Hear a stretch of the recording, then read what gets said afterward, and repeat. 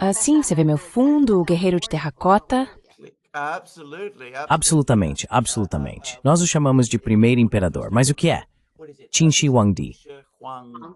Sim, Qin Shi Huangdi. Provavelmente estou errando completamente a pronúncia. Muitos livros sobre ele por lá, a propósito. E Li Su, seu ministro-chefe e tudo mais. Como eu disse, homem mais interessante, lugar mais extraordinário. Um dia eu adoraria ir, para ser honesto. Eu adoraria ir a Xi'an, a essa área do oeste da China, porque é tão importante na história chinesa que eu adoraria ir.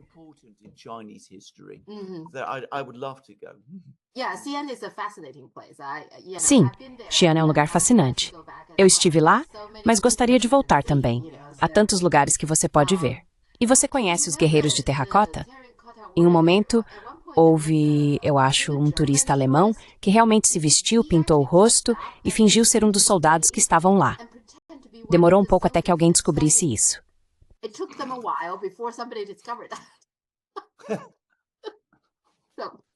Matter, Jesus, os Padevitzin de Smolens, Avidsurenas. Sim, algumas pessoas têm uma obsessão por isso. Certo, vamos começar. Então, o arquivo JFK foi liberado ontem. E quero dizer, há muito acontecendo que precisamos analisar. Não sabemos nada definitivo, mas pelo menos até agora não há uma prova conclusiva, não é? Isso é basicamente o que se espera, não é?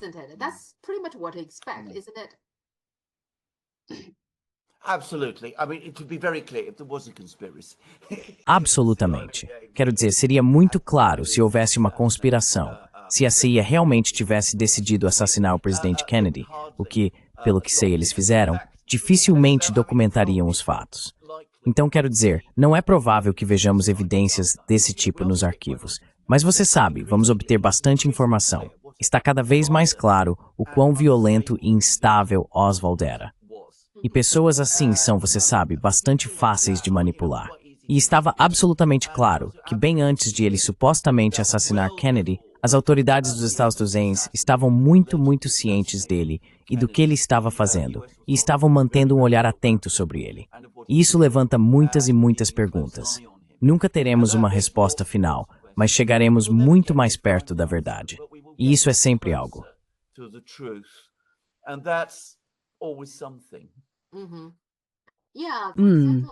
Sim, por exemplo, como Jack Ruby, aparentemente foi revelado que os dois se conheciam, certo? Algumas semanas antes do assassinato. Sim, eles se encontraram no bar de Jack Ruby, sabe então? Mas de qualquer forma, tenho certeza de que há muitas coisas que, se as pessoas investigarem... Não, quero dizer exatamente.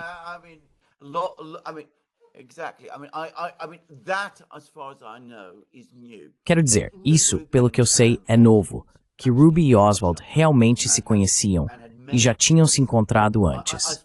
Pelo que estou ciente, quero dizer, não tenho acompanhado as histórias de Kennedy há alguns anos, mas certamente isso não era conhecido até alguns anos atrás. Quero dizer, a suposição inteira era que Ruby e Oswald não tinham conhecimento real um do outro, mas acontece que eles se conheciam. E isso é interessante. E isso é importante. E não se sabe bem que deduções tirar disso. E não saberemos até que alguém tenha examinado todos esses documentos adequadamente e chegado a uma conclusão, e veremos.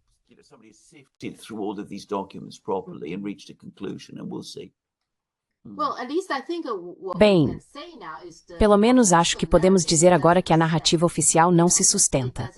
Sabe, não se mantém a história oficial. Sim, então acho que as pessoas podem concordar com isso. Simplesmente não é toda a verdade.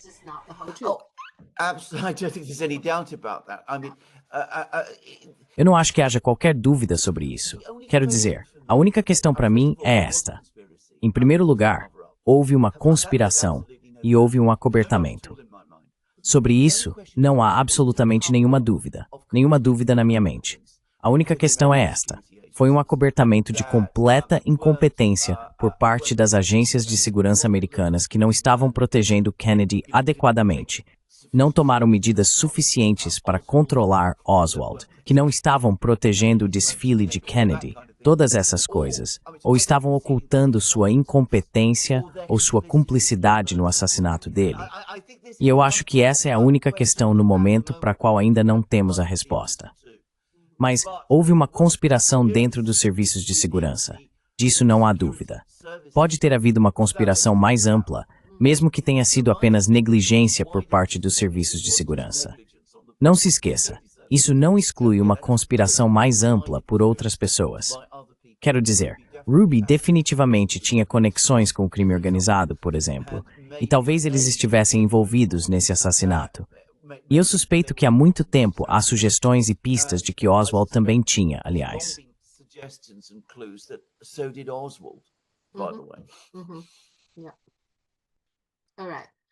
Tudo bem, Trump e Putin tiveram uma ligação telefônica, uma longa ligação de cerca de 3 horas. Acho que o que eles concordaram é o que chamam de cessar-fogo parcial, que é um cessar-fogo de energia e infraestrutura. E eu não sinto que Trump conseguiu muita coisa, honestamente. Após isso, Zelensky disse que a infraestrutura civil ainda foi atingida após a ligação. E ele disse que vai falar com Trump sobre o próximo passo. Qual é a sua opinião sobre tudo isso?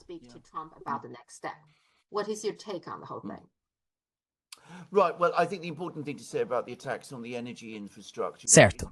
Bem, acho que o importante a dizer sobre os ataques à infraestrutura energética é que é apenas por 30 dias. Os russos realizam seus ataques com mísseis em intervalos de cerca de 30 dias. Eles acabaram de realizar um grande ataque à infraestrutura da Ucrânia. Então, se olharmos por esse lado, eles realmente não cederam muito, pois é muito improvável que estivessem planejando outro ataque com mísseis tão cedo. Esse é o padrão usual em ataques desse tipo. Portanto, não acho que os russos tenham realmente cedido muito. Os americanos, em sua tentativa de interpretar isso, não chamaram muita atenção para o fato de que é apenas por 30 dias. Agora, 30 dias, no entanto, oferecem uma oportunidade.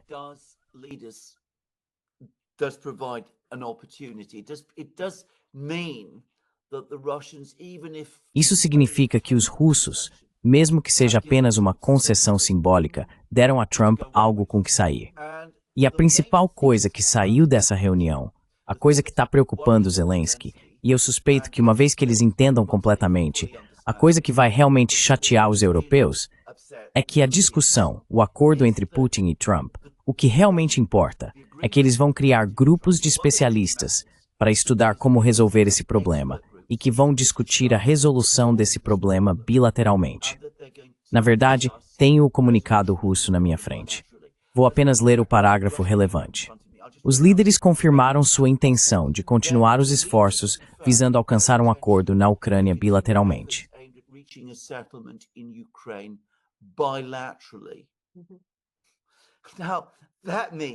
Agora, isso significa que, como os americanos aceitaram que esta é uma guerra por procuração entre os Estados Unidos e a Rússia, os americanos e os russos vão negociar o resultado entre si.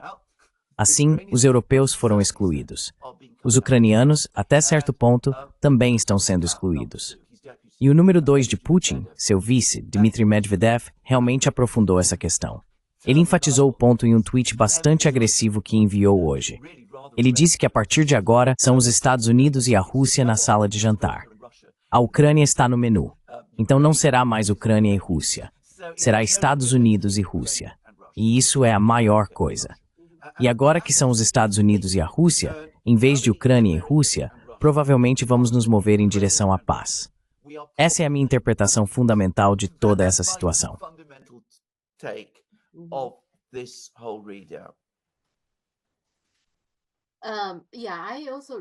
Sim, eu também li esse comunicado. Uma coisa que se destaca para mim é que, em primeiro lugar, o russo tem muito mais informações do que o americano, eu acho. E então, no russo, é quase verdade.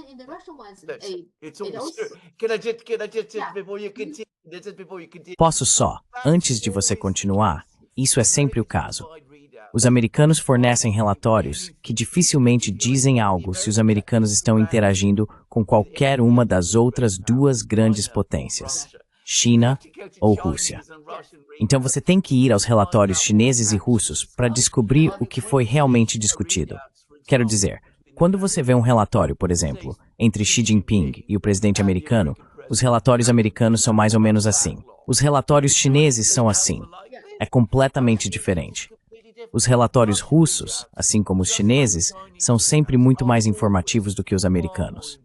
Eu não sei por que é assim, aliás.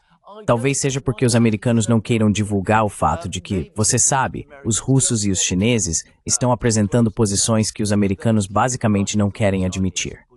Mas de qualquer forma, é isso. Enfim, continue, desculpe.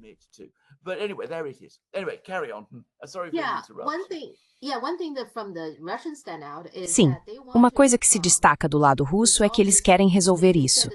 Eles disseram algo como abordar a raiz dos problemas, o que me parece referir-se aos 3 requisitos que a Rússia tem insistido, certo? Um é a não adesão à OTAN, o maltratamento das pessoas de língua russa dentro da Ucrânia, e também a desnazificação, que, pelo que entendo, eles querem que seja incluída na Constituição ucraniana. Esses me parecem ser os 3 pontos nos quais os russos têm insistido. E isso não mudou. O fato de falarem sobre a raiz do problema me parece indicar que é isso que estão dizendo. É isso mesmo?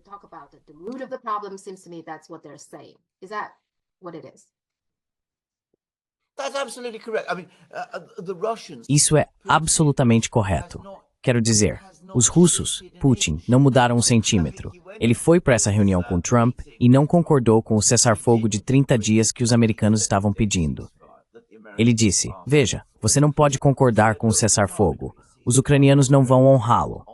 Haverá todos esses problemas. Podemos talvez resolver esses problemas, mas levará tempo, porque os ucranianos absolutamente não são confiáveis. E se estamos falando de um acordo final, estamos vencendo a guerra, então deve ser nos nossos termos. Basicamente, é isso que os russos disseram.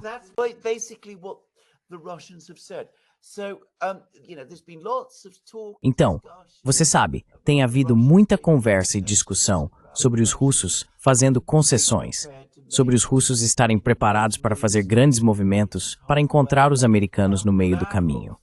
Lavrov, o ministro das Relações Exteriores da Rússia, disse há alguns dias que os russos não estão dispostos a fazer concessões de forma alguma. Esta tem sido uma crise de longa data para eles. Eles já sofreram uma quantidade enorme de danos políticos no Ocidente. Eles não gostam de todas as coisas que o Ocidente está dizendo sobre eles. Eles não confiam no Ocidente de jeito nenhum. Putin fez um discurso imenso, aliás, pouco antes de falar com Trump, no qual disse que não espera que as sanções sejam levantadas.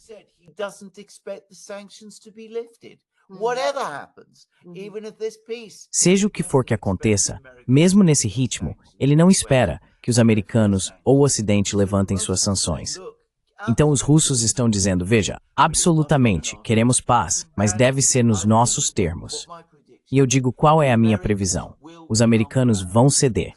Eles não querem uma derrota clara na Ucrânia. Eles farão o que fizeram com as conversações de Paris nos anos 1970, que encerraram o envolvimento americano na Guerra do Vietnã. Eles farão o que fizeram nas conversações de Doha, que encerraram o envolvimento americano no Afeganistão. Os americanos vão ceder. Eles eventualmente vão conceder todos os principais pontos que os russos estão insistindo. Por que escolha eles têm?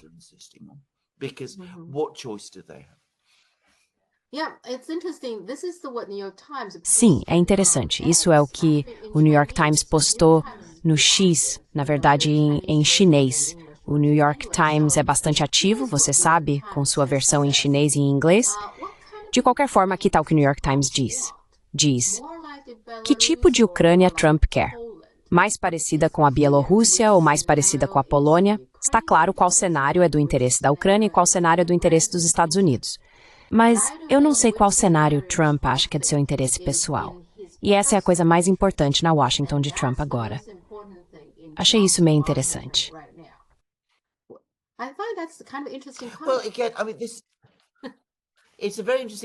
Bem, novamente quero dizer, é uma conversa muito interessante. Também é fantástica. Quero dizer, o que eles basicamente querem é uma Ucrânia que seja uma aliada americana como a Polônia é.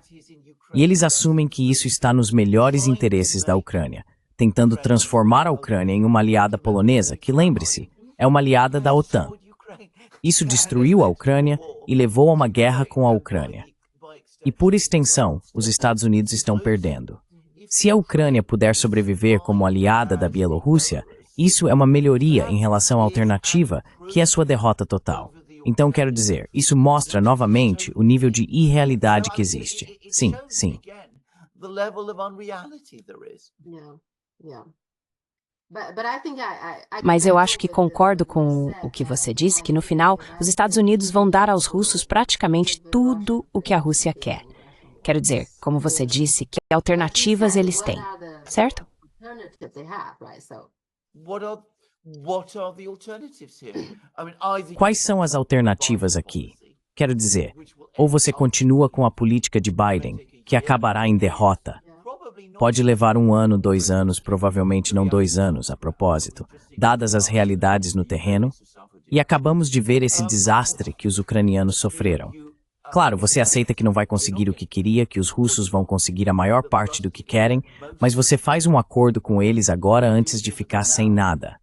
Isso, me parece, é a única opção realista que resta agora. is the only realistic option left now. Sim, então acho que a resposta à pergunta do New York Times é que não se trata nem mesmo do interesse pessoal de Trump. É apenas sobre o que é viável, o que é realista. Exatamente. That's such a Chinese way of putting Isso é uma maneira bem chinesa de colocar as coisas, se posso dizer assim. Mas você está absolutamente certo. É exatamente isso. Quero dizer novamente, é o pragmatismo que você encontra na China, que no Ocidente nós perdemos. O realismo. the realism. Sim, as pessoas puderem ser mais religiosas, acho que economizamos muito tempo. Well, indeed. Well, indeed. Bem, de fato, não precisava ser assim. Se não tivéssemos tentado transformar a Ucrânia em Polônia, ela estaria em uma posição melhor do que a Bielorrússia, só para dizer. Mas você sabe, insistimos em tentar transformá-la na Polônia. Então vai acabar, se tiver sorte, como a Bielorrússia, se tiver sorte. Like Belarus, if it's lucky. It could be worse. Yes, I agree. Sim. Sim, poderia ser pior. Sim, eu concordo. Tudo bem, o Oriente Médio parece estar em algum tipo de crise. Então, Israel retomou os ataques a Gaza, e isso é uma clara violação do acordo de cessar-fogo. De acordo com Caroline Leavitt, a porta-voz da Casa Branca, ela realmente disse que a Casa Branca foi consultada antes do ataque, o que significa que Trump deu sinal verde para Israel fazer isso. O que você acha disso? What do you take on that? Well, that's exactly. I mean, I've no doubt at all that is what Bem, happened. é exatamente isso que quero dizer. Não tenho dúvida alguma de que foi isso que aconteceu. Minha opinião sobre isso é que Trump ficou excessivamente absorvido pela Ucrânia. Ele está dedicando muito tempo à Ucrânia. Ele foi avisado sobre isso por muitas pessoas, por Bannon, por outros. Até Putin meio que o alertou sobre isso. E enquanto ele estava fixado na Ucrânia, todo tipo de outras pessoas em sua administração e em Israel fizeram o que você esperaria que fizessem. Eles reiniciaram a guerra que sempre quiseram continuar desde o início. E Trump, que tem pouco entendimento dessas coisas, foi junto com isso. Quero dizer, porque seu instinto sempre é ficar do lado dos israelenses contra todos os outros. Então nos encontramos nessa situação. Não tenho dúvida de que a iniciativa de reiniciar a guerra veio do próprio Israel. That the initiative to restart the war came from Israel itself. Bem, mas aí está a questão. Não só isso, Israel também está cortando a eletricidade e a ajuda a Gaza, o que, é claro, é uma violação do cessar-fogo. Como resultado disso, os Houthis retomaram os ataques a navios que vão para Israel. Consequentemente, os Estados Unidos estão agora bombardeando o Iêmen. E o Iêmen retaliou, atacando o USS Truman. Então parece que a situação está escalando, não é? Yes. It is escalating completely out of control. Sim, está escalando completamente fora de controle. E, novamente, Trump não está no controle da situação. Ele está caminhando para o desastre. O que ele precisava fazer depois de se tornar presidente era manter o cessar-fogo em Gaza. Ele havia estabilizado a situação até certo ponto com o Irã.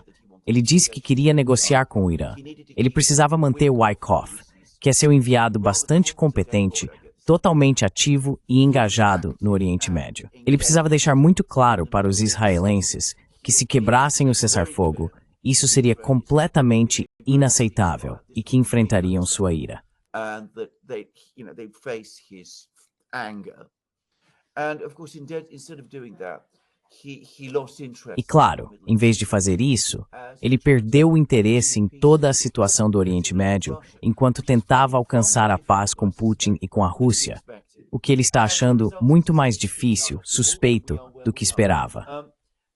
E o resultado é que, como eu disse, ele tirou o olho da bola, e estamos onde estamos. É uma situação muito ruim. Não cometa o erro de pensar que estou defendendo Trump aqui. Estou culpando-o porque ele era a pessoa que, em última análise, deveria estar mantendo o controle. Ele deveria ter percebido que a Ucrânia é um assunto complicado. Vai levar muito tempo. Tentar resolver a Ucrânia em algumas semanas nunca fez sentido, enquanto a situação no Oriente Médio era urgente e muito perigosa e precisava de sua total atenção.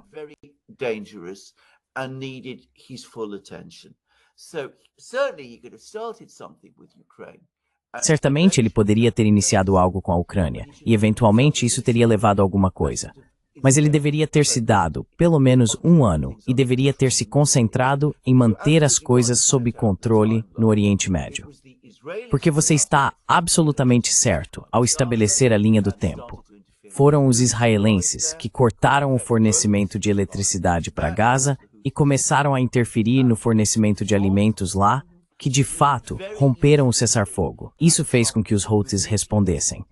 É muito fácil ver como Trump foi então manipulado para lançar ataques contra os Houthis, e então os israelenses intervieram e reiniciaram sua guerra contra Gaza. Portanto, ele é culpado pelo fato de a situação ter tomado esse rumo violento e desastroso.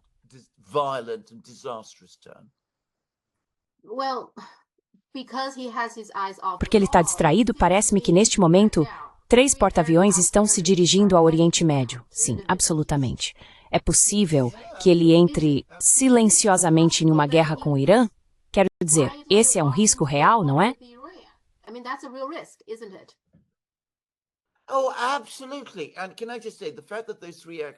Oh, absolutamente. E posso apenas dizer que o fato de que aqueles 3 porta-aviões estão indo para o Oriente Médio, voltemos a Trump. Alguém em Washington tomou essa decisão há algum tempo. Talvez tenha sido Trump, mas tudo isso me parece que foi pré-preparado. Novamente, não posso deixar de pensar que o foco de Trump em pessoas como Mike Walsh e Hegseth, sionistas fanáticos, ardentes apoiadores de Israel, pessoas que odeiam o Irã. E enquanto Trump estava distraído com a Ucrânia, eles tomaram essa decisão.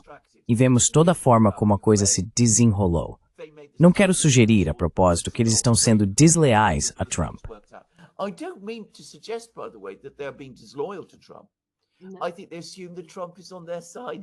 Acho que eles assumem que Trump está do lado deles aqui. É só que provavelmente colocaram isso na frente dele. Disseram, sabe, as coisas não estão indo bem no Oriente Médio.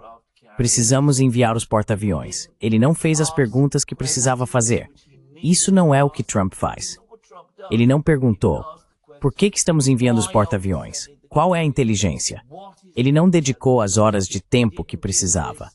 Ele não ligou para Netanyahu. Ele não ligou para o presidente egípcio.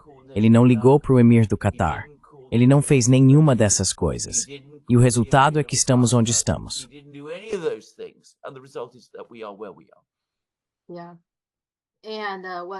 Sim.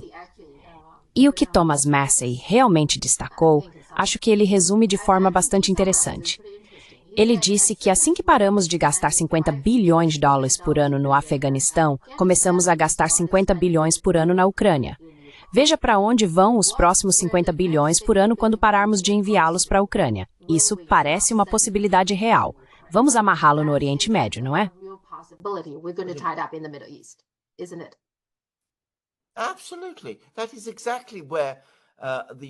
Absolutamente. É exatamente para onde os Estados Unidos estão indo. Um dos problemas com a equipe de Trump, e eu já disse isso muitas vezes, é que ele a preencheu com ex-oficiais de médio escalão do exército que lutaram no Oriente Médio, no Iraque, na Líbia, em todos esses lugares. Agora essas pessoas se sentem muito irritadas e traídas pelas guerras eternas, mas são visceralmente anti-Irã. Isso inclui Tulsi Gabbard, a propósito, apenas para dizer que são visceralmente pró-Israel. E são pessoas perigosas para se deixar sozinhas em uma crise no Oriente Médio. Ou você os controla, ou eles controlam você. Porque quando as pessoas têm sentimentos muito fortes, elas seguirão esses sentimentos. elas sempre seguem. They will follow those feelings. They always do. Actually, in their phone call, one thing they did mention Na verdade, em sua ligação telefônica, uma coisa que mencionaram no comunicado russo é que pareceram discutir o Oriente Médio, o que acho que é uma coisa boa. Então, vamos dizer, ok, eu sei que talvez eu seja um pouco idealista, mas vamos esquecer todas aquelas pessoas ao redor de Trump. Vamos dizer, Trump, Putin e Xi Jinping. Você acha que os três podem se reunir? O que eles podem fazer juntos para resolver essa crise no Oriente Médio, idealmente? Why, this is an excellent question, actually. Por quê? Essa é uma excelente pergunta, na verdade. Vamos primeiro dar uma olhada no comunicado russo, porque novamente é extremamente interessante. O que ele diz é que os dois países trabalharão juntos e farão esforços conjuntos para estabilizar a situação no Oriente Médio. Então os russos e os americanos vão trabalhar juntos de acordo com este comunicado. Não sabemos se isso realmente vai acontecer, mas tentaremos juntos para estabilizar a situação no Oriente Médio.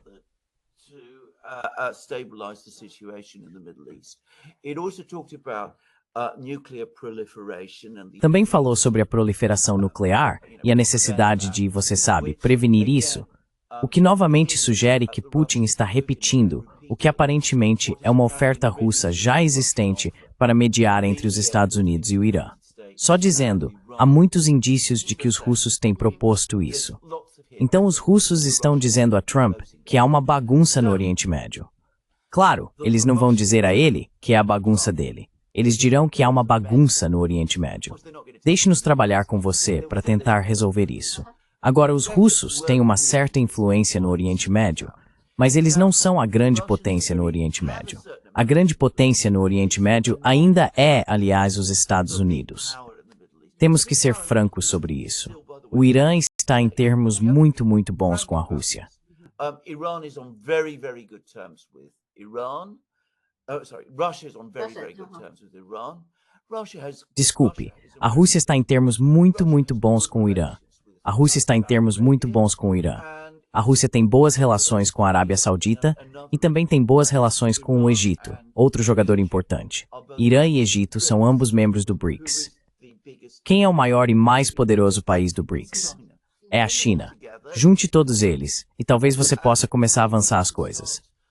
Como você estabiliza a situação? É muito difícil de fazer, dado o tipo de pessoas que estão no comando da política em Israel agora. Mas por que não seguir a proposta de Wang Yi para uma conferência internacional para tentar encontrar uma resolução para o conflito no Oriente Médio? Quero dizer, essa provavelmente é a melhor maneira de avançar, mas não será bem recebida em Israel, e haverá pessoas nos Estados Unidos que se oporão a isso. And there will be people in the US who will oppose. Sim, eu acho que uma conferência de paz, certo, envolvendo todas as partes para se reunirem e começarem a conversar, é provavelmente um bom primeiro passo. Sim.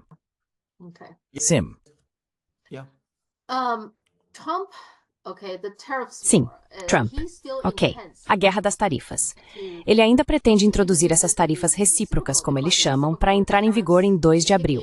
Entre outras coisas, ele disse que queria aplicar uma tarifa de 200% sobre o álcool europeu. Certo. E claro, toda a Europa agora. Sem mais Chateau Lafite para oligarcas. Parece que é assim nos Estados Unidos. De qualquer forma, continue.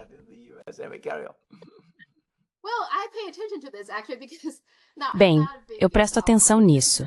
Na verdade, porque não sou um grande consumidor de álcool, mas compro álcool europeu de vez em quando para cozinhar. Por exemplo, faço meu próprio extrato de baunilha, para o qual uso vodka pura. Então agora preciso estocar. Mas de qualquer forma, o que os europeus podem fazer? Quero dizer, há um pânico na Europa agora. Então o que eles vão fazer? Eles vão responder ou algo assim? Que outras cartas eles têm para lidar com isso?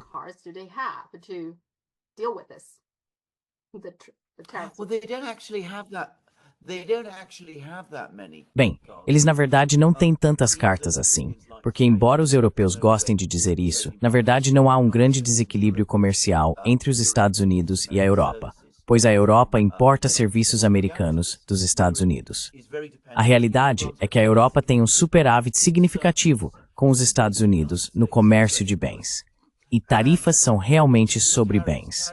Então, se os Estados Unidos começarem a impor tarifas sobre os bens europeus exportados para os Estados Unidos, isso afetará os produtores europeus. Mas como a Europa importa muito menos bens manufaturados dos Estados Unidos, impor tarifas de retaliação provavelmente não terá tanto impacto nos stores. Eles poderiam fazer outras coisas.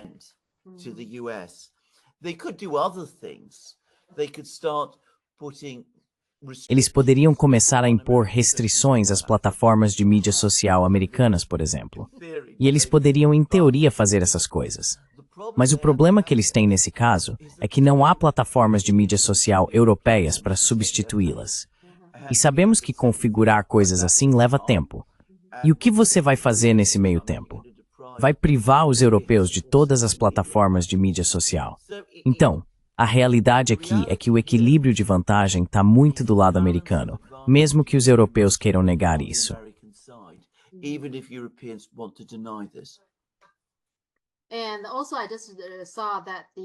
E também acabei de ver que os franceses, lembre-se que não faz muito tempo, a China realmente impôs tarifas de 100% sobre o conhaque francês, certo? Falamos sobre isso.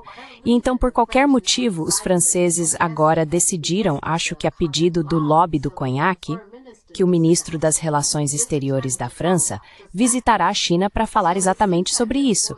Então parece que, por exemplo, a indústria de conhaque francesa agora sendo pressionada de um lado pela China e em breve pelos Estados Unidos. Tenho a sensação, sinto que às vezes Tom gosta de trabalhar com a Rússia, com a China, para pressionar os europeus. Você acha que isso é algo?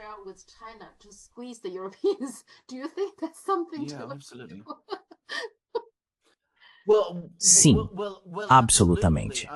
Bem, absolutamente. Quero dizer, como tenho certeza, acho que discutimos isso anteriormente. A China é um enorme importador de conhaque. Quando digo enorme importador, não quero dizer que todo mundo na China bebe conhaque francês. Mas no segmento de alto padrão, no segmento premium, a China é um mercado importante para o conhaque francês. E você sabe, eu conheço um pouco sobre os produtores de conhaque francês. Existem algumas grandes empresas, mas estamos falando principalmente de produtores. Se houver uma redução, eles serão muito, muito severamente afetados.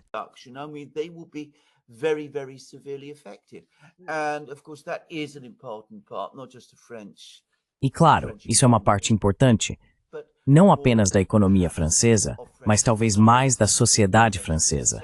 Da concepção que os franceses têm de si mesmos, de que produzem esse tipo de bens e coisas. Então vai ser um golpe muito, muito pesado para eles. Mas os próprios europeus, até certo ponto, estão fazendo isso consigo mesmos, porque entraram nessas guerras econômicas com a China e, claro, ainda mais com a Rússia, por instigação dos americanos. E agora os americanos estão se voltando contra eles. Então eles não deveriam ter feito isso em primeiro lugar.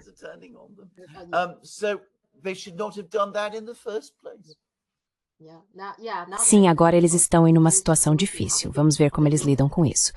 Sobre a guerra tarifária de Trump, você já ouviu falar de um termo chamado dilema de Triffin? Então, o dilema de Triffin, sim. Você já ouviu falar disso, certo? Sim, nos anos 60. Então, o que é o dilema de Triffin? Só para o meu público, é que, para uma moeda nacional como o dólar dos Estados Unidos, servir como a principal moeda de reserva mundial, deve haver liquidez suficiente nos mercados globais. Isso exige que o país emissor, os Estados Unidos, mantenha um déficit comercial persistente para fornecer sua moeda a outras nações, o que significa que você realmente precisa de um déficit para colocar seu dólar no mercado, no mundo, né? Para torná-lo uma moeda de reserva. Então, o que Trump quer é que ele não gosta do déficit. Ele quer um superávit, certo? Ele quer mais dinheiro voltando para os Estados Unidos e produtos dos Estados Unidos saindo. Mas isso significa que você coleta dólares dos Estados Unidos de outros países.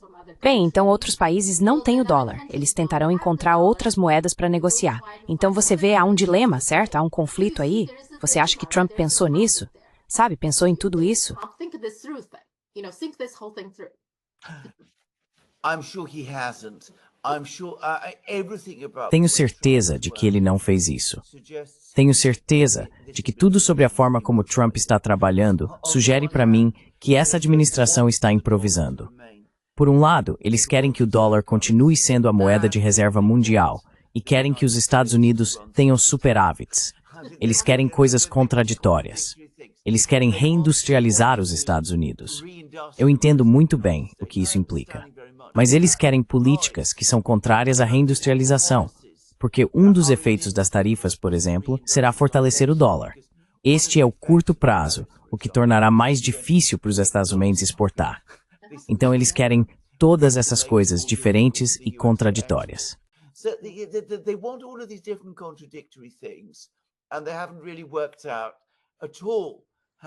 E eles realmente não descobriram como fazer isso.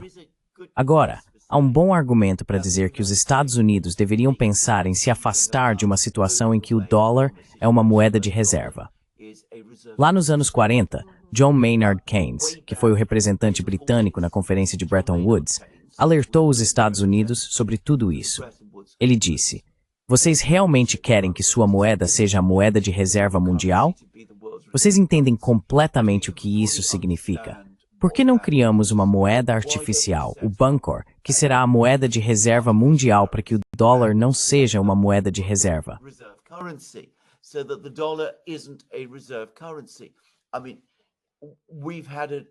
Quero dizer, já tivemos uma moeda de reserva na Grã-Bretanha antes, que é a libra esterlina, e isso não funcionou muito bem para nós.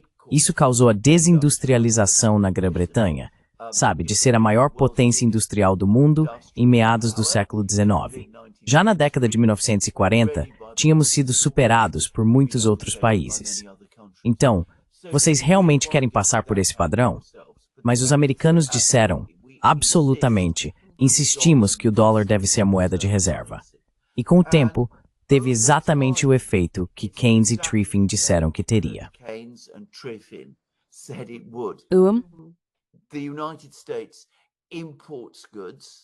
Os Estados Unidos importam bens e exportam dólares. À medida que os Estados Unidos se moveram nos últimos anos em direção à autossuficiência energética, com o xisto e tudo mais, tiveram que importar mais bens para poder continuar exportando dólares, o que na verdade acelerou os processos de desindustrialização nos Estados Unidos. Agora, há um argumento para dizer que devemos esquecer o dólar como moeda de reserva, exceto que isso não pode continuar por muito mais tempo. É preciso pensar além do dólar e talvez começar a trabalhar com outros países, principalmente a China, para ver se podemos encontrar algum tipo de solução de longo prazo que substitua o dólar como moeda de reserva mundial.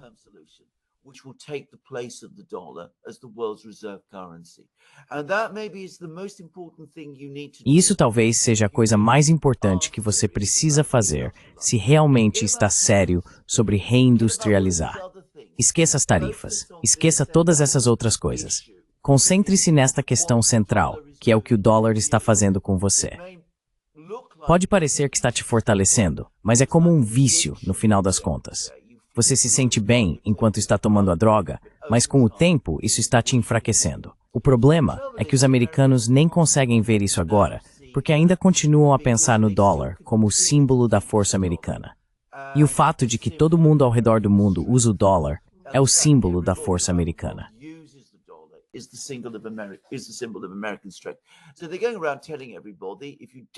Então eles estão por aí dizendo a todos que se você ousar parar de usar o dólar, se você sequer pensar em estabelecer uma moeda de reserva alternativa, o que a propósito ninguém está planejando fazer. Só para dizer, quero dizer, a China não está planejando amanhã estabelecer uma moeda de reserva. A China entende muito bem o dilema de Triffin. Aliás, devo dizer. Quero dizer, se você seguir os escritos econômicos chineses, eles não falam sobre Triffin, mas analisaram isso e entendem exatamente qual é o problema de ter uma moeda de reserva. De qualquer forma, você poderia conversar com os chineses sobre isso.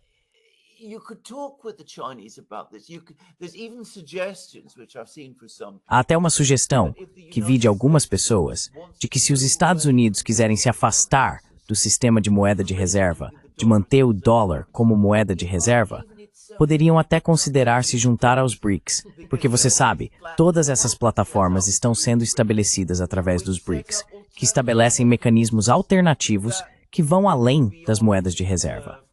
Mas é claro, os Estados Unidos, o grande, todo-poderoso Estados Unidos, não conseguem se permitir fazer isso. Porque se o fizesse, seria mais um país trabalhando no comércio mundial ao lado de outros países. Não seria mais working in world trade alongside other countries. It would no longer be the exceptional country that sees further, knows better. o país excepcional, que vê mais longe, sabe melhor, faz todas essas coisas. E eles ainda não chegaram ao ponto de estarem preparados para aceitar isso.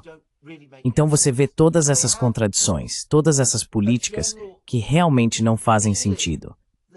Eles têm uma sensação geral de que as coisas nos Estados Unidos estão indo muito mal, mas não estão realmente juntando tudo e criando um programa coerente sobre como corrigir isso da maneira que, por exemplo, a China fez no final de 1970 e início dos anos 80 e nesse strengths and knows peppers progress brought before. Early 1980s, as it moved forward with its own reform programs. Well, it seems like the only thing they know is Bem, parece que a única coisa que eles sabem é de alguma forma, acho que eles chamam de limitar a China, certo? De controlar a China de alguma forma. Eles ainda estão tentando controlar a China. Então, um dos exemplos é o mais recente sobre o Canal do Panamá, né? Então, os dois portos, os portos em ambos os lados, estão agora, você sabe, em negociação agora que a CK Hutchison, que atualmente é a proprietária disso, está agora vendendo para BlackRock. Não apenas esses dois portos, há outros 43 portos, eu acho, no total. É um grande negócio. Só para compartilhar com você que isso é realmente grande na China, muitas discussões sobre isso. A parte mais significativa é este da Gongbao, que é um jornal em Hong Kong, que muitas pessoas acreditam ser o porta-voz do governo chinês, e escreveu um artigo dizendo, não seja ingênuo, não se confunda. don't be naive, don't be confused. So that article is very critical, highly critical of Então esse artigo é muito crítico, altamente crítico de Li Ka-shing, você sabe, o dono da CK Hutchison. E o escritório de assuntos de Hong Kong e Macau do governo chinês republicou todo esse artigo em seu site, o que é altamente incomum, basicamente dizendo, leia, sabe, isso é o que você precisa saber. Então, agora o acordo não está finalizado porque está sob investigação e escrutínio pelo governo de Hong Kong. O governo de Hong Kong acabou de dizer que está investigando. Mas, no entanto, há muitas pessoas muito irritadas com Li Ka-shing. E assim, todo o acordo agora está sendo visto como intimidação americana da China. Então, qual é a sua opinião sobre tudo isso? So what's your take on this whole thing? Well, this is exactly true. And bullying China to what Bem, purpose? isso é exatamente verdade. E intimidar a China, para que propósito no final das contas? Falamos sobre os problemas reais que os Estados Unidos têm. Por que precisam pensar bem para chegar a soluções adequadas? E o que está fazendo em vez disso? Está arrumando brigas com a China por coisas que, em última análise, não são importantes. Quero dizer, é tudo sobre se comportar como um valentão, provar para si mesmo o quão forte você é, conseguir o que quer, irritar a China, antagonizar a China, criar problemas entre a China e um empresário específico, o que tudo bem é uma questão interna em alguns aspectos, mas não ajuda você no final. Quero dizer, todas essas coisas que Trump tem falado, todas essas várias coisas, até mesmo a Groenlândia e tudo mais, não são respostas para os problemas subjacentes da América. E a América tem tempo e espaço, na minha opinião. America does have time and space, in my opinion. It's a very rich country. It has the protection of the two oceans. É um país muito rico. Tem a proteção dos dois oceanos, tem uma economia grande e diversificada, tem uma grande população, ainda possui uma abundância de recursos naturais e tem uma base forte de ciência e tecnologia. Se houvesse um governo intencional que soubesse como juntar todas essas coisas e trabalhasse com outros países, especialmente, quero dizer, tenho que dizer, especialmente a China, porque a China é tão grande e tão forte agora economicamente, você poderia começar a trabalhar com eles.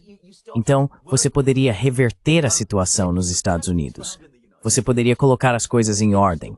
Mas se você está criando uma briga com a China, está fazendo com que os chineses sinalizem seu extremo descontentamento com você. to signal their extreme displeasure with you, because to be quite clear, it is Para ser bem claro, os chineses não estão irritados com este empresário. Eles estão irritados com os Estados Unidos no final das contas. Para alcançar o que exatamente? O que você está ganhando aqui? É a mentalidade americana. Eles foram mimados por tanto tempo pelo fato de que podiam sair por aí intimidando outras pessoas, que é um hábito do qual não conseguem se livrar. Eles acham que se intimidarem um pouco mais e intimidarem países pequenos como o Panamá, ou até países maiores como o Canadá, de alguma forma isso vai melhorar sua situação, quando obviamente não vai.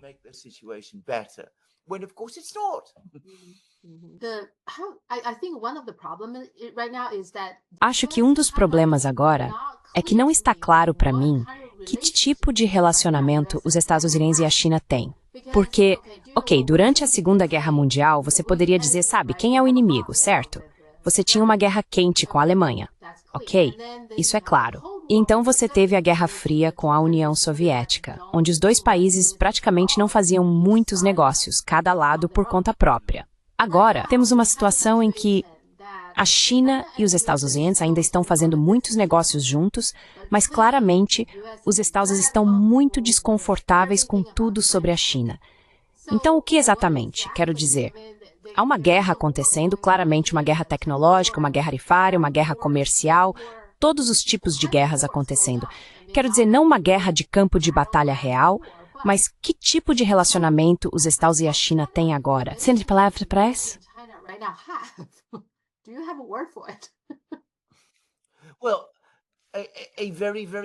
Bem, uma situação muito, muito complicada. Nem guerra, nem paz. Ainda não estamos em uma situação de Guerra Fria, porque a Guerra Fria tinha sua própria estrutura. Quero dizer, você tinha duas superpotências globais, que eram rivais no sistema global, com sistemas econômicos diferentes, e eles não comerciavam muito. Eles tinham uma diplomacia muito ativa entre si e mantinham intercâmbios diplomáticos muito ativos. Mas você sabe, basicamente era tudo que faziam. Quero dizer, eles não comerciavam. Cada um vivia, por assim dizer, em sua própria ilha. Eles tinham sua própria esfera de influência e comerciavam dentro dela. Mas era só isso. China e Estados Unidos estão em uma posição completamente diferente.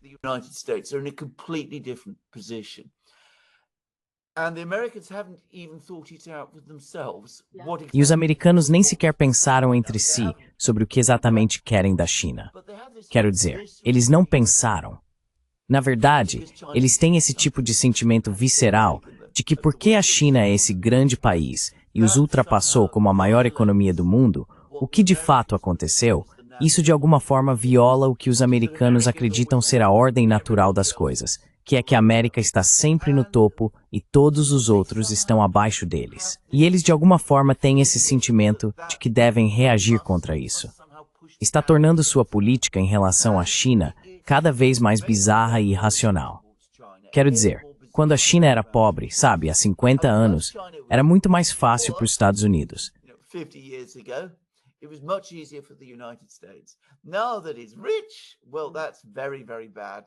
Agora que está rico, bem, isso é muito, muito ruim e muito, muito perigoso. E acho que você está absolutamente certo em fazer a pergunta. E eu não tenho uma palavra simples para isso. É uma situação de nem guerra nem paz. Não é uma guerra fria como a Guerra Fria que tivemos entre a União Soviética e os Estados Unidos, que tinha suas regras e suas filosofias, por assim dizer. Não temos nada parecido entre a China e os Estados Unidos agora. Temos apenas essa tensão constante e esse conflito constante, sem qualquer compreensão real ou reflexão em Washington sobre o que é. E para a China, a propósito, isso é muito difícil, porque como você se relaciona com um parceiro que é tão confuso assim? Porque a confusão é inteiramente do lado americano.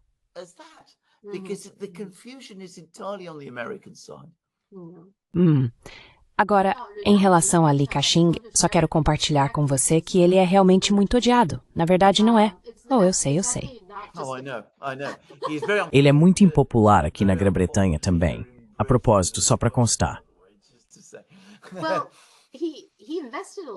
Bem, ele investiu muito na Grã-Bretanha, certo? E ele não ganhou dinheiro com o investimento britânico. De qualquer forma, ele teve um pequeno problema com Xi Jinping há muito tempo, o que descobri recentemente. Antes de Xi Jinping se tornar presidente da China, ele estava na província de Fujian. Ele era, não sei se você chama de governador, sabe, o chefe da província de Fujian. Li Ka-shing entrou na China continental quando a China se abriu, e ele ganhou uma enorme quantidade de dinheiro, aproveitando o fato de que a China continental estava em transição e não havia muitas regras e leis estabelecidas para os desenvolvedores imobiliários. Ele realmente aproveitou isso em lugares como Pequim e todas as grandes cidades, e os funcionários locais sempre lhe deram sinal verde.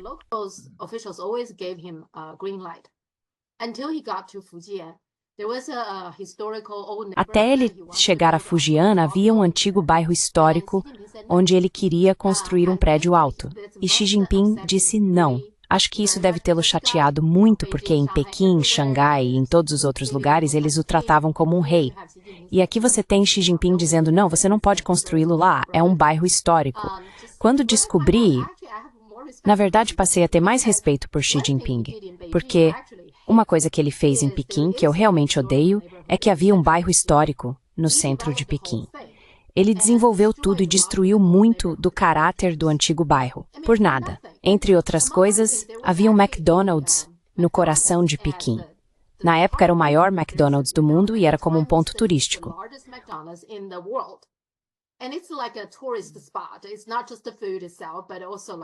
Não é apenas a comida em si, mas também muitas pessoas vão lá porque está lotado de gente, 2, 3 andares, e está por toda parte.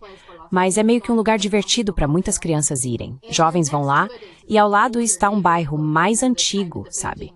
O bairro de Pequim, com muito caráter.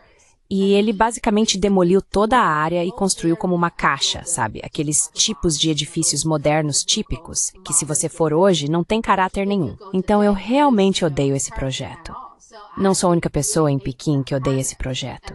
Então, quando soube que Xi Jinping disse não a ele, passei a ter mais respeito por Xi Jinping. Mas isso também explica porque os dois não se dão muito bem. Só para você saber.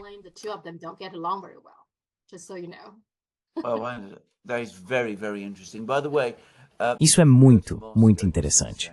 A propósito, se você for a Moscou, verá o mesmo. Quero dizer, muitos danos foram causados por oligarcas nos anos 90. Há uma área inteira ao redor da Praça Vermelha, muito perto da Praça Vermelha, na verdade, que foi um tipo de desenvolvimento de lazer criado lá, que é horrível e não faz absolutamente nenhum sentido. E foi criado de uma maneira profundamente corrupta, exatamente da maneira que você acabou de descrever. Então ele também, a propósito, já que você falou sobre ele, é muito impopular na Grã-Bretanha. Ele costumava financiar o Partido Conservador aqui, a propósito, só para dizer o que talvez as pessoas na China não saibam. Não, absolutamente sim. Então ele conseguiu muitas coisas na Grã-Bretanha também. Mas aí está, não estou surpreso que ele seja impopular agora.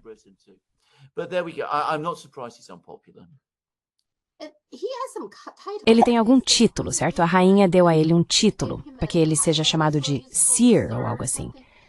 Como isso funciona? O que significa Sir? Quem recebe isso?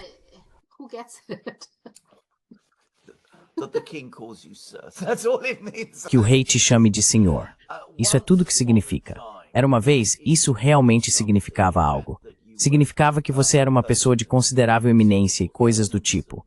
É uma espécie de honra. Mas, para ser honesto, quero dizer, você disse que foi a rainha quem deu a ele. Teria sido o governo conservador que realmente deu a ele, porque eles elaboram as listas e, basicamente, ele comprou para si um título de cavaleiro. Certo, certo.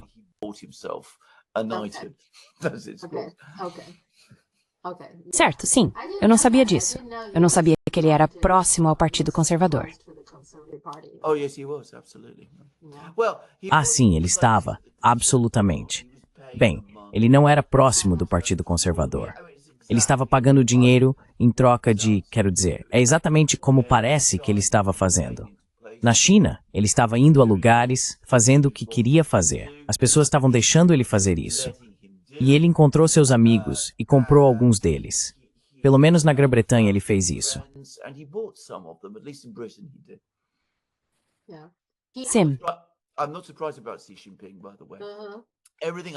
Não estou surpreso com Xi Jinping a propósito. Tudo que ouvi sobre Xi Jinping é completamente consistente com o que sei sobre ele. Ele é um homem muito, muito duro. Quero dizer, isso não é algo de que as pessoas falam muito no Ocidente, mas ele absolutamente é. Ele não gosta de corrupção. Ele não gosta de coisas desse tipo.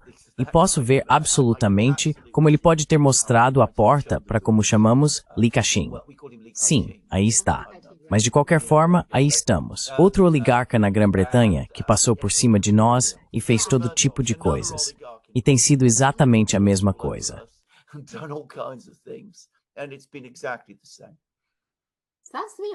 Parece-me que a Grã-Bretanha não é tão independente, sendo governada por oligarcas estrangeiros, não apenas por oligarquias estrangeiras. Não, não é. Quero dizer, abrimos a porta para os oligarcas, e isso corrompeu profundamente nossa política e nossa vida social. Distorceu nossa economia e fez coisas muito, muito ruins no geral. Mas este é um grande tópico para discutir, só para dizer.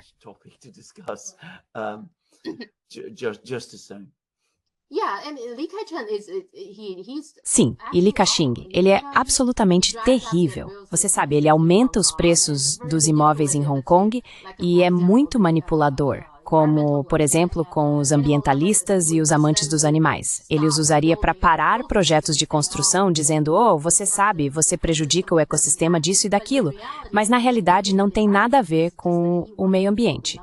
É só que ele quer controlar o número de apartamentos sendo construídos. É isso que ele quer. Então, apenas um cara muito manipulador?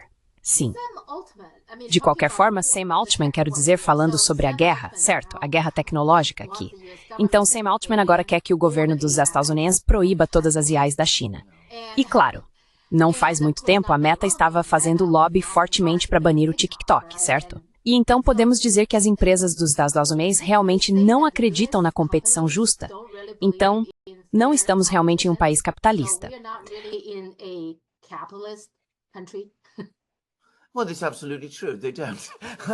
Bem, é absolutamente verdade. Eles não. Nunca fizeram. Quero dizer, isso sempre foi uma ficção, na minha opinião. Os americanos são totalmente a favor do livre comércio e da concorrência justa, desde que isso os beneficie ou afete outras pessoas. Mas quando se trata deles mesmos, o que está em jogo, aliás, acho que o capitalismo é, em última análise, é ganhar dinheiro. Quero dizer, as pessoas querem ganhar dinheiro. As empresas querem ganhar dinheiro. Quando digo empresas, quero dizer, não estamos falando de pequenas empresas. Estamos falando de leviatãs corporativos massivos. Eles querem ganhar dinheiro e vão manipular o mercado para se adequar a eles.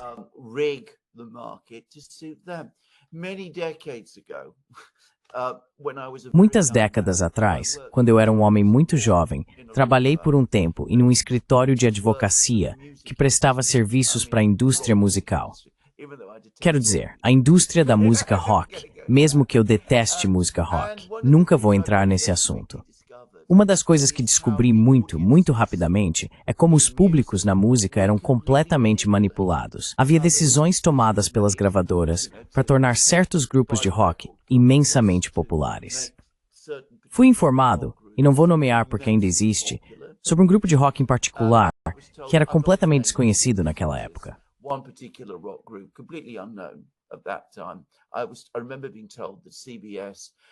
Lembro-me de ter sido informado de que a CBS havia decidido que seriam os número 1. E eu vi como isso foi feito. A razão era muito simples. Eles estavam fazendo um enorme investimento nesse grupo de rock específico e queriam ver um retorno sobre isso. É exatamente o mesmo com todo o resto. Os mercados são manipulados. Essa é a natureza do capitalismo. Esse é sempre o sistema em que o capitalismo eventualmente se transforma. E esses são os Estados Unidos. Eles não querem essa competição.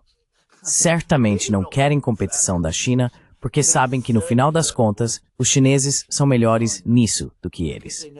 É tão simples quanto isso.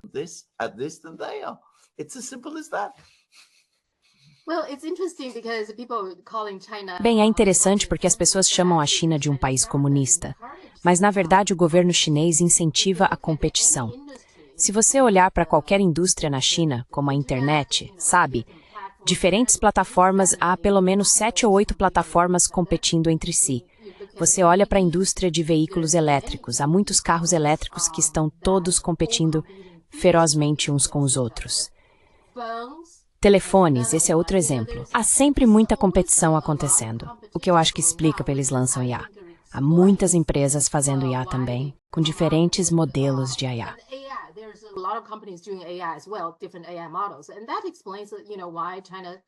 E isso explica porque os produtos da China são mais baratos e de melhor qualidade, porque eles precisam inovar constantemente. Eu pensei que os Estados Unidos entendessem isso. Se você quer um Estados Unidos forte, precisa ter competição para ter o melhor produto, o melhor serviço e as melhores inovações. Olhe para o governo chinês. Mesmo em meio a toda essa guerra tecnológica e guerra comercial, a China não puniu a Tesla ou a Apple porque sabe que é importante ter a Tesla e a Apple na China para competir com as empresas chinesas. É bom para a China. Como é que os Estados Unidos não entendem isso?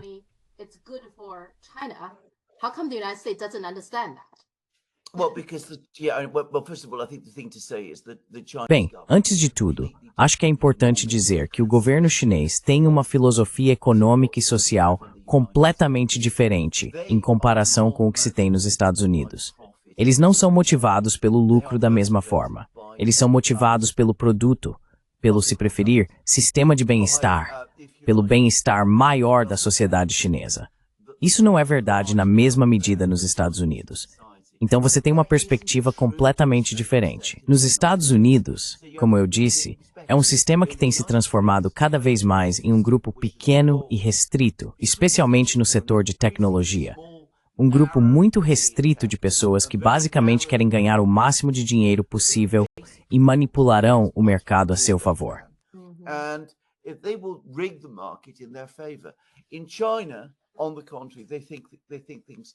Na China, pelo contrário, eles pensam as coisas.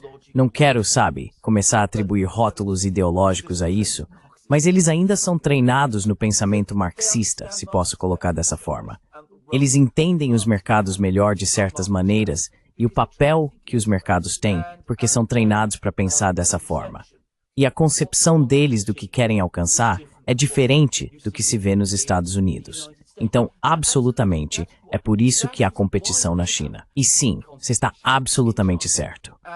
Já foi provado muitas vezes que onde há competição, em vez de gigantes corruptos do capitalismo de compadrio, é onde você vai encontrar muito mais inovação.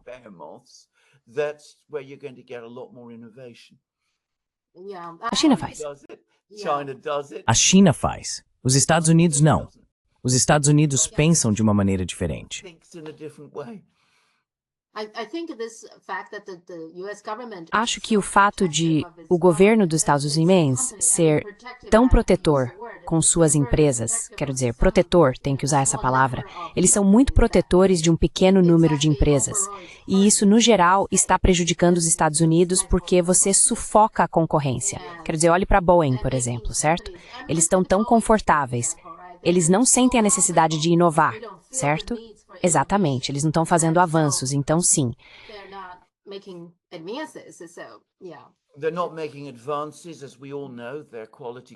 Eles não estão fazendo avanços. Como todos sabemos, seus controles de qualidade começaram a enfraquecer. Sua engenharia começou a enfraquecer porque eles não têm incentivo para melhorar. Eles não têm motivo para isso. Vemos isso, aliás, no desempenho de suas armas na Ucrânia, que não tem se saído muito bem, porque novamente sua indústria bélica é inteiramente monopolista. Agora há um artigo muito interessante no Global Times, que comparou a forma como a China produz armas e a forma como os Estados Unidos fazem. Diz que a indústria bélica na China é um subproduto da economia de manufatura civil muito maior, enquanto nos Estados Unidos não é da mesma forma. Então, novamente, você vê que os chineses conseguiram lançar um caça de sexta geração, e os americanos, como você apontou, estão fingindo que ele nem existe. Quero dizer, coisas desse tipo. Então essa é a diferença. Essa é a diferença fundamental nas filonômicas.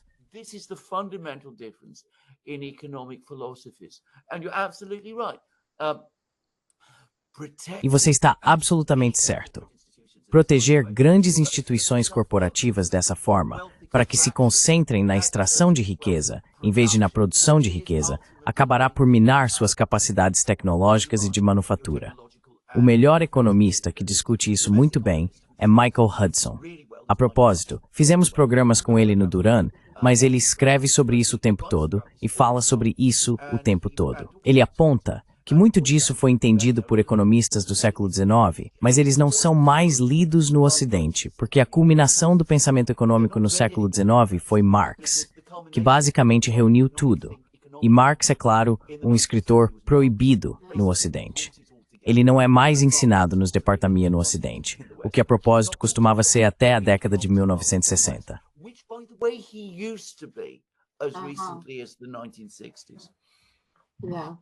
Sim, ok. Infelizmente, acho que ele realmente tem muitos pontos bons. Sabe, as teorias marxistas, quer você concorde ou discorde, acho que as pessoas precisam estar cientes das suas teorias, certo? E há certas partes delas que fazem sentido. Você deveria pelo menos entender sobre o que ele está falando. Mas agora é totalmente descartado pelo Ocidente. Sim.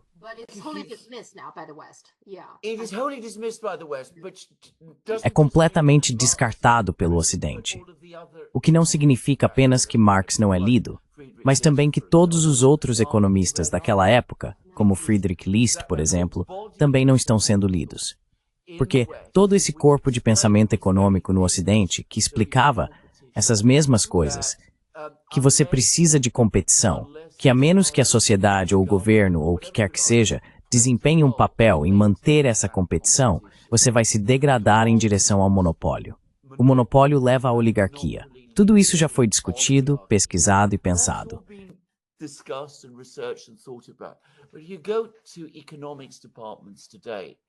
Mas você vai aos departamentos de economia hoje no Ocidente, e eu já fiz isso. Agora é tudo completamente estéril. É tudo baseado em modelagem matemática muito complicada. Eles não olham para esses aspectos sociais que sustentam a economia, que, claro, você ainda encontra na China.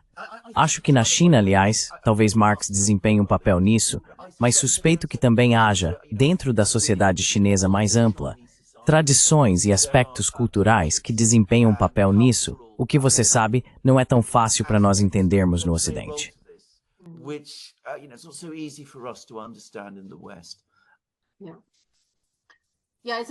Sim, é uma combinação de coisas, sim.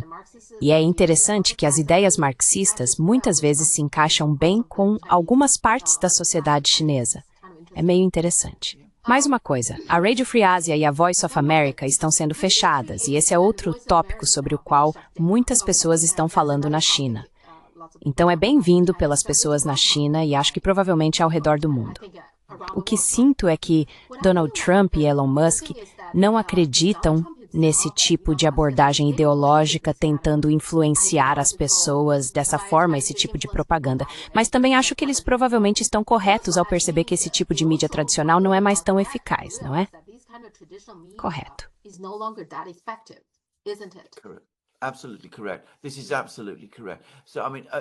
Absolutamente correto. Isso é absolutamente correto.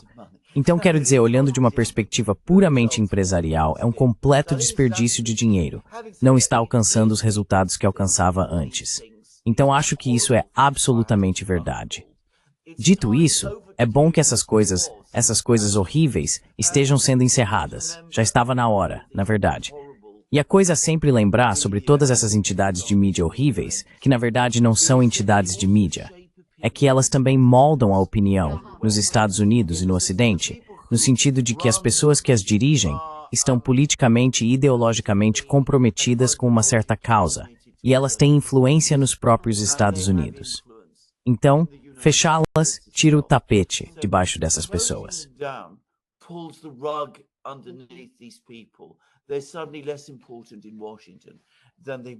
Eles são subitamente menos importantes em Washington do que eram anteriormente. Veja, é aqui que todo o fenômeno Trump se torna tão complicado, porque eles estão confusos sobre tantas coisas, mas ainda tem momentos de percepção que você não encontraria, por exemplo, nas pessoas de Biden. Então, é uma administração muito difícil de explicar. Como eu disse antes, há essa sensação de que há muita coisa dando errado, e às vezes seus instintos os levam aos lugares certos, como fechar essas entidades horríveis. Mas ao mesmo tempo, eles não têm uma concepção geral clara do que precisam fazer. porque fazer isso é um desafio imaginativo muito grande. Isso significa reconhecer que há mais coisas erradas nos Estados Unidos do que eles mesmos podem admitir. Sim. It's totally correct. Sim, está totalmente correto. Quero dizer, no fundo, eu realmente quero ver algumas mudanças reais. São apenas coisas simples como o DOJ. Eles demitiram muitas pessoas do IRS. Ah, parece ótimo, porque todo mundo odeia o IRS. Mas você olha para as pessoas que eles demitiram. São as pessoas que deveriam auditar as corporações, certo? Bem, não é quem você deveria demitir. Na verdade, acho que eles provavelmente deveriam ser um treinamento melhor para muitas pessoas. Recentemente, recebi 2 cartas do IRS me dizendo que devo alguns impostos. Eu sei que os paguei há cerca de um mês. De alguma forma, eles não entraram no sistema deles ou algo assim.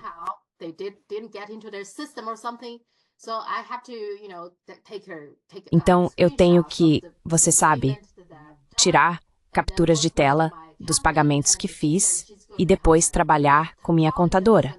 E ela disse que vai contatá-los porque ligar para eles é um pesadelo. Então, estou feliz que minha contadora possa fazer isso.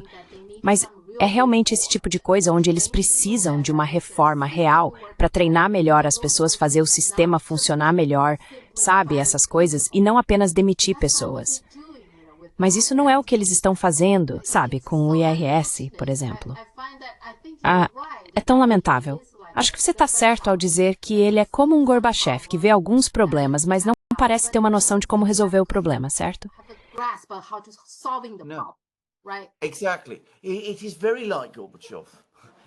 Exatamente. É muito parecido com Gorbachev, porque é exatamente o tipo de erro que Gorbachev cometeu.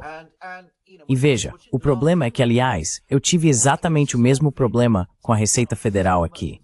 E sabe, não se deve rir muito porque você resolve, mas isso consome tanto do seu tempo que você poderia estar usando para outras coisas. E sabe, você vai ao seu contador e então tem que pagar ao seu contador por um problema do lado deles pelo qual você nunca será compensado. Então é exaustivo e desmoralizante no final do dia. Agora, esses são os problemas que, como você diz absolutamente corretamente, você poderia mudar. Se você mudasse isso, melhoraria o bem-estar das pessoas e sua qualidade de vida. E essas pequenas coisas podem parecer pequenas, mas levam tempo para serem resolvidas. Mas além de um certo ponto crítico, as pessoas percebem a diferença. Sim. Mas você não faz isso. Veja, se você é Gorbachev, ou ouso dizer, Trump, você busca coisas que parecem relativamente fáceis. Você libera o Doge, coloca um empresário no comando do Doge, diz a si mesmo algo que é, aliás, sempre errado, que empresários são as pessoas certas para resolver as coisas porque sabem sobre essas coisas o que não sabem, aliás. Empresários não têm ideia de como as coisas do setor público funcionam, devo dizer. Mas de qualquer forma, você coloca um empresário no comando, resolve como um negócio. Então, o que o empresário faz? Ele vai e muda aquela parte do IRS que preocupa empresários como ele. Quero dizer, é isso que vai acabar acontecendo. E todo mundo fica exatamente na mesma posição em que estava antes. Certo, vamos conversar na próxima quarta-feira. Obrigado. Tchau. Let's talk next Wednesday. Thanks. Bye. Bye. Bye.